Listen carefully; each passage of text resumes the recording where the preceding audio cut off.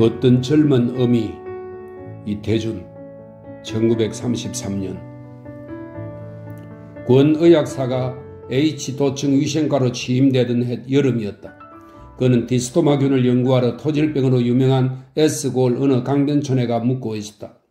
여관이 없는 곳이라 사가에 들어있는 탓으로 손 씻을 때 하나 마땅하지 않았다. 그래서 권 의사는 아침에 세수를 하려도 대야를 달래 들고 샘터로 찾아갔고 저녁 후에 손발을 씻으려도 샘터로 갔다. 그날 저녁도 어슬어슬해서 샘터에 갔다가 돌아오는 길 수수한 머리를 지났을 때였다. 저 좀 보시라우요. 웬 젊은 부인이었다. 평안도라 은전머리에 수건을 썼고 아래 위 흰옷을 입었으나 수건 위에 꽃송이처럼 붉은 댕기 끝이 드러나는 것이 보아 상복은 아니며 얼른보아 좀 다혈질인 여자였다. 나 말이요? 예. 무슨 노릇을 했으나 갚을 것이니 돈 30냥만 취해달라우요. 돈이요? 대관절 당신이 누구시오? 권 의사는 그 인물과 그의 주문이 너무나 돌발적임에 놀라지 않을 수 없었다.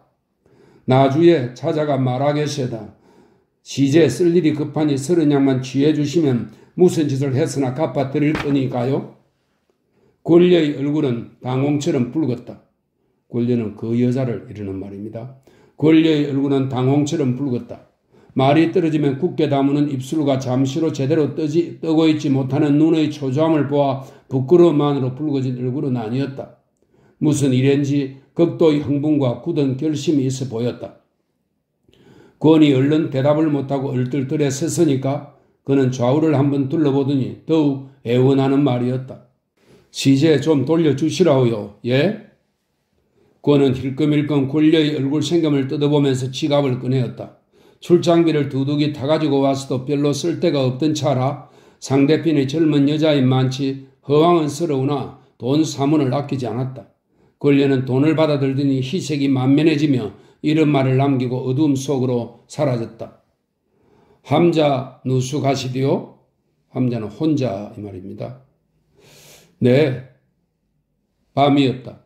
그는 호젓한 시골의 객창이라 심란하던 끝에 그 믿을 수 없는 여인의 그림자가 자꾸 눈에 밟혀졌다. 시골 숲속에는 제법 희고 태나는 그의 몸맵시가 그래서 일찍부터 촛불을 끄고 모기장과 발을 내렸을 뿐 미닫이는 두짝 다 열어놓은 채 누웠다가 나중에는 잠이 들고 말았다. 그러나 신발 소리를 기다리던 귀라 권녀가 정말 찾아와 방에 들었을 때에 권은 곧 잠을 깨었다. 곤이 주마시는데 권녀의 속삭이는 목소리였다.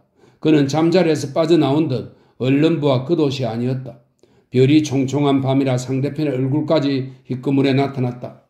권은 자리에서 몸을 일으키며 거기는 모기가 덤빌 텐데 아니 권녀는 두말 없이 모기장 안으로 들어왔고 또 모기장 안으로 들어와선 쏙꽃바람이어서 부끄럼을 타는 것처럼 이내 이불 속으로 기어들었다. 권은 자던 머리에도 의의가 없었으나 생각을 해보면 그를 무례한 계집이라고 나무랄 용기는 없었다. 자기부터 어두움 속에서 그를 기다리던 군자는 아닌 사나이였다. 다만 이 계집의 사내가 알면 하는 불안뿐이었다. 집에서 알면 알 사람도 없고 알아야 덤빌 사나이도 없고 하고 권녀는 가느단 한숨을 흘리면서 머리채를 베개 위로 넘겼다. 그의 동틀머리가 되었다. 여태 향락에만 취한 듯하던 권녀가 의외의 어깨를 들먹거리며 울기를 시작했다. 자꾸 우는 바람에 권은 자꾸 캐어 물었다. 권녀의 사정이란 이러하였다. 권녀의 어머니는 일찍 혼자 되어 읍에서 술을 팔아 맞달인 권녀를 보통학교까지는 공부를 시키었다. 학비가 없어 고등학교에는 가지 못하고 집에 있는 4년 동안 지체는 났지만 권녀의 복스러운 인물 하나로 상당한 통원추도 많이 있었으나 혼인하고도 공부시킨다는 바람에 또 시골이 아니오 평양 성내라는 바람에 어떤 치과의사에게로 출가하였던 것이다. 그런데 남편이란 사람된 품부터 쌍스러워 쓸데없이 욕짓거리와 술 잘 먹고 계집질 잘하고 싸움 잘하고 어떤 때는 부모끼리까지라도 치려 덤비는 성미였다. 권녀가 공부 더하기가 소원이라니까 혼인하고도 공부시킴네 하고 달려가고는 공부는 그냥 신문 한 장 볼 새 없이 바쁜 시집살인데다 남편이 허탕하여 살림은 살아갈수록 어려웠다. 자식이라고 혼인해서 고까진 아들 하나가 있는데 겨울이라도 술만 먹고 들어오면 자는 아이를 발길로 차기, 눈 구덩이에 집어내 던지기, 아내의 머리채를 밟고 사매질하기.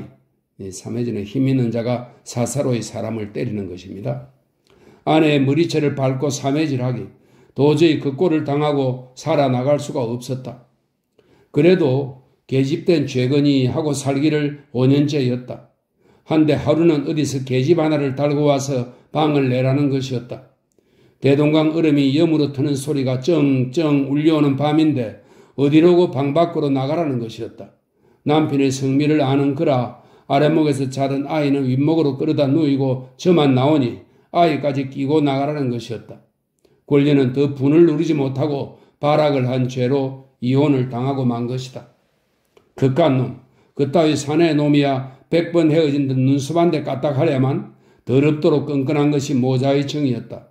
새끼를 떼어놓고 발길을 돌아서지 않는 것을 억지로 남이 되어 오고 보니 자식의 모양은 자나깨나 두 눈에 티처럼 걸리었다.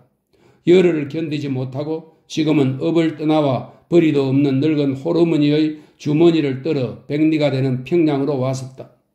전날 시집엔 들어서도 못하고 가까이 지내던 이웃집에 들어가 몰래 자식을 불러왔다. 5살 나는 아들 자식은 어미를 보자 으앙 소리를 치고 달려들어 목을 끌어안고 부비며 울었다. 그러나 남의 집에서 일어날 머무를 수도 없어 사흘 만에 비녀를 팔아 자식의 군것질을 시켜달라고 주인 댁에 맡기고 자식이 못 보는 데서 떠나오고 말았다. 와서는 곧 그 집으로 편지를 했다. 답장엔 경일이가 그의 이름입니다. 경일이가 몹시 음음을 찾는다는 것인데 어떤 때 답장에는 경일이가 길에서나 남의 집에서나 예배당에서나 저희 음음 비슷한 모양만 보면 쭈르르 달리가 얼굴을 들여다보고는 그만 낭망하여 혼나간 아이처럼 후들후들 떨고 섰다는 말도 쓰여왔다. 그런 편지를 받으면 권리는 더 견디지 못하고 저녁 때거나 밤이거나 앉았던 그 모양대로 일어나 평양으로 달려가는 것이었다. 가서는 번번이 왜 왔던가 후회되었다. 자식을 데리고 오자니 저희 할멈과 아비가 주리하지 않고 두고 오자니 걸음이 돌아서지 않았다. 더구나 경일의 옷 주제가 변변치 못한 옷을 입은 모양새입니다. 옷 주제가 사나운 것을 보고도 빨아 입히지 못하고 겨우 뚫어진 것만 기워주고 올 때에는 더욱 뼈가 저리었다. 친정에 와서는 밤을 새워 상리를 하였다. 강변이라 사공들의 옷을 맡아다 빨기도 하고 새로 짓기도 하여 돈이 이름만 모여도 지전으로 바꾸어 경일에게로 붙이곤 하였다. 나중에 들으면 경일이는 한 푼 써도 못 보고 그 할미가 차지하는 줄로 알았지만 그래도 붙이지 않고는 못 견디었다. 경일의 할미는 큰 수나 생긴 것처럼 경일이 모에게 하고 가끔 편지를 띄웠다. 경일이가 배를 앓는다는 둥, 고를 앓는다는 둥, 약을 얼마치를 먹어야 살리겠다는 것이었다. 그러면 권려는 온 동리를 헤매고 돌아다녀 돈을 모아 붙였다. 이번에도 경일이가 이 질로 다 죽게 되었으나 돈 30냥이 없어 좋은 약이 있다는 것을 못 써본다는 편지가 왔다. 권려는 허망지망 돌아다녔으나 허망지망 정신없이 말입니다. 권려는 허망지망 돌아다녔으나 또 이런 한 장을 구할 길이 없었다. 웬만한 데는 다 된양 10냥씩 묵은 빚 때문에 찾아가도 못하고 속만 졸이고 있는데 평양서 아는 달구직군, 마차 부리는 사람입니다. 평양서 아는 달구직군이 하나 왔다. 물으니 경일이가 정말 몹시 앓는다는 것이었다. 권려는 산다는 사람만 있으면 살이라도 깎아 팔고 싶었다. 달구직군은 이날 밤으로 돌아가는데 이 좋은 인편에 못 보내나 생각하니 기가 바짝 올랐다. 경일의 알아자빠져 죽어가는 꼴이 자꾸 눈에 어른거리었다. 권려는 끝과 마음으로 와있다는 소문만 듣고 본 적은 없는 권의사를 만나려 한 것이다. 그 사람이면 돈 3원쯤은 주머니에 가졌을 것이니까 돌려만 주면 몸으로라도 갚지 하였다. 전에 경일의 아비를 보면 깔보나 기생들의 금리를 외상으로 박아주고는 모두 오입질로 탕감하는 것을 보았다. 권려는 권의사의 인격을 생각할 여지 없이 거기 들어 사내는 다 마찬가지겠지 하고 애초부터 끝과 마음을 먹었던 것이다. 그러나 권려는 일이 지나고 보니 서러웠다. 생각만 해도 치가 떨리는 원수 녀석의 종자로 인해 계집으로 마지막에 몸까지 파는 생각을 하면 가슴이 부르르 떨리었다. 차라리 이번에 경일이가 죽기나 했으면 저도 마음 편히 물에라도 빠져 죽고 싶었다. 왜 그런 사정을 진작 말하지 않았소? 그는 무색한 한편 동정을 누릴 수가 없었다. 이걸 가지고 평양가 아들을 보고 오시오 하고 그는 돈 10원을 주었다. 며칠 뒤였다. 그네 사는 연구상 필요로 하는 다른 동리로 옮겨왔는데 권려가 어찌 알고 10리나 되는 데를 찾아왔다. 어떻게 왔소? 평양 다녀왔소? 네, 그 새끼를 몰래 다리다 집에 두고 왔어다. 권려는 저녁을 먹고도 돌아가려 하지 않았다. 그의 속 적삼, 양말 같은 것을 주워들고 개울로 나갔다. 그는 구태여 왜 어둡기 전에 가지 않느냐고 묻지 않았다. 그는 권려가 경일의 어미로도 동정이 되었거니와 고독한 젊은 계집으로도 동정이 되었던 것이다. 권려는 새벽에야 권도 모르게 자리에서 빠져나와 집으로 나려왔다. 그리고 밤에는 또 길 험한 벌판을 건너 권에게 왔다. 권려는 이렇게 점잖고 다정한 사나이도 세상에 있단 말인가 하고 권을 떨어지기가 싫었다. 한 번은 경일이를 업고 왔다. 중한 병을 앓기도 했지만은 워낙 영양이 부족한 체질인데 어흥하니는 움푹 들어가게 괭하니 하는 뜻입니다. 어흥하니 가라앉은 눈이 그래도 남의 눈치에는 예민하게 움직이는 복이 딱한 아이였다. 밤에는 오줌을 싸서 지리내를 피웠다. 게다가 식은땀이 자리를 흥건하게 적시었다. 그 사나운 아비 때문에 소위 정신적 외상을 크게 받은 아이였다. 아침엔 어미가 개울에 나간 새 눈을 떴다. 방 안을 둘레둘레 둘러보더니 쪼르르 밖으로 나간다. 밖에도 어미가 보이지 않으니까 모르는 집이건만 부엌을 들어가 보고 뒷간까지 들여다보고 그만 으아 소리를 지르고 울었다. 어머니를 찾니? 하고 물으니 울음을 뚝 거치며 권의 앞으로 왔다. 너희 어멈 저 산 너머로 달아났다. 아니 울음으로 붉어졌던 얼굴이 금세 입술까지 새하얗게 질린다. 너 평양으로 데려다 줄 테니 너희 아버지하고 할머니하고 살련? 아이는 머리를 도라질하였다. 그럼 엄마 없더라도 나하고 살련?